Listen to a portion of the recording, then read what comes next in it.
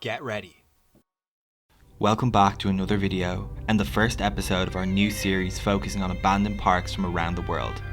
In this video we focus our attention on Nara Dreamland, aka the unofficial Disneyland. This now abandoned and demolished theme park was located in the Japanese city Nara. The story behind this park is an interesting one, and in this video we take you through the history of Nara Dreamland from conception right through to demolition. Get ready. The original conception and opening. We mentioned that Nara Dreamland is also known as the unofficial Disneyland.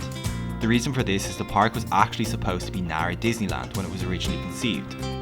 The idea was first brought to life when Japanese businessman and president of the Matsu Entertainment Company, Kunizo Matsu, visited the United States in the late 1950s. As part of his trip, he decided to visit the relatively new Disneyland, which had opened in 1955. Kunizo was extremely impressed with what he saw, and straight away saw the potential of a Disney theme park in his home city of Nara. At the time, Japan was still recovering economically from World War II, so something of this nature was seen as a great way to boost tourism and revenue in the city. Kunizo ultimately decided that this was a great idea, and his next step was to speak to Walt himself, in order to get the go-ahead.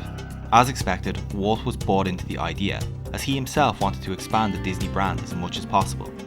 This seemed like a great opportunity to really break into the Asian market. Work commenced shortly after this. At first, everything seemed like it was going well, and the Nara park started to take shape.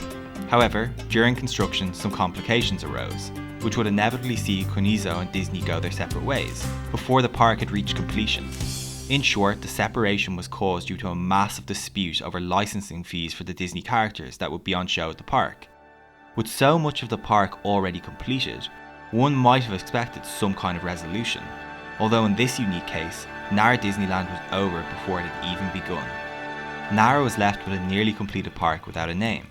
Instead of scrapping the idea or looking for another theme park brand to partner with, Kunizo instead rebranded the park as Nara Dreamland, with its own mascots, Ran-chan and Dory-chan, two children dressed as bearskin guards. The park finally opened its doors in 1961 to an initial positive reception. Nara Dreamland's early years, 1961 to 1982. At first, it really did seem like, who needs Disney? The park saw some good success right away, and at its peak was attracting around 1.7 million visitors per year.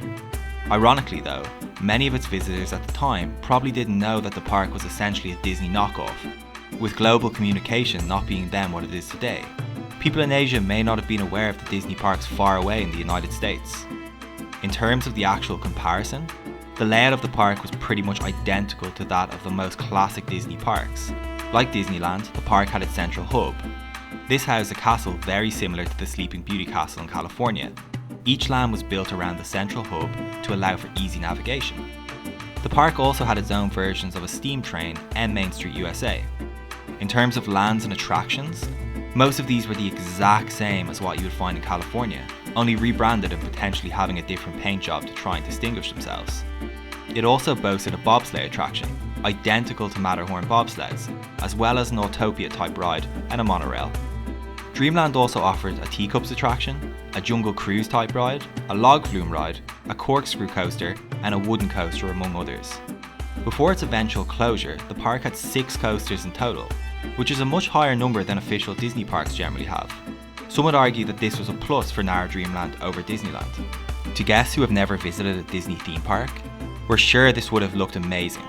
However, there is only one Disney, and as much as people might try to copy them or follow their blueprint, no one does it better than them when it comes to theming and building immersive theme parks.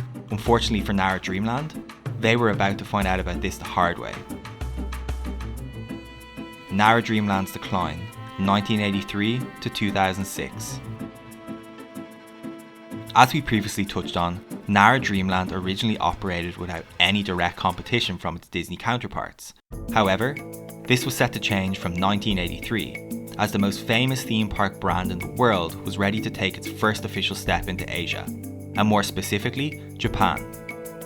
Although Tokyo Disneyland officially opened its doors in 1983, the concept was originally conceived in 1979, when the Oriental Land Company made contact with the Walt Disney Company to begin negotiations. While Walt was sadly no longer with us at this stage, his overall vision for the Disney brand was still being realised. It was a no-brainer, and the deal was agreed quickly. After its official opening in 1983, Dreamland slowly, at first, started to see a decline in its attendance year on year. The decline eventually led to Konizo and his company Matsu Entertainment Company opting to cut their losses and sell the park in 1993. The buyers were a major supermarket chain at the time, called Daiei. Without even watching any more of this video, it's probably safe to assume that when a supermarket takes ownership of a theme park, the park is most likely on a steep downward trajectory. The years that followed only saw the park decline further, with budget cuts meaning many of its attractions and stores were no longer even operational. As well as this, many people claimed the park was filthy and wild animals could be found roaming around freely. Not exactly the most attractive family environment. In 2001, things got even worse for the park, when Disney opened its second park, Tokyo Disney Sea. Universal also decided they wanted to get in on the act, opening Universal Studios Japan in Osaka, not far from Nara. The competition was starting to become too much, and eventually attendance fell to about 400,000 guests per year. This is a decline of over 1 million guests from when the park was at its peak. In 2006, the park and its owners had finally taken all it could and officially announced its closure. For the next 10 years, the once vibrant park stood empty and abandoned. The demolition of Nara Dreamland. Unintentionally, the park then became a popular spot to visit for tourists, explorers, and people generally interested in theme parks and historical sites. It was said by a number of people that the park was haunted, with many claiming to hear strange noises investigating certain areas. Eventually, the park was acquired by the Nara city government.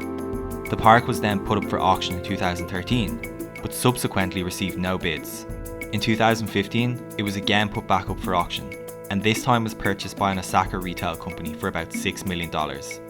Once the acquisition went through, rumours began to pop up that the park was set to be demolished to make room for a new structure. These rumours were quickly confirmed, and the official demolition of the park began in October 2016. It took about 14 months before this was completed, with the 21st of December 2017 marked as the official date that Nara Dreamland was no more. For a lot of people, this would have been a sad occasion, but in reality, it was for the best, as the park really had no chance of reopening, and had been lying empty for years. If you enjoyed watching this video, make sure to check out our Epcot Attraction Graveyard video on screen now. Would you like to visit Nara Dreamland? Let us know in the comments below, and don't forget to like and subscribe if you enjoyed the video.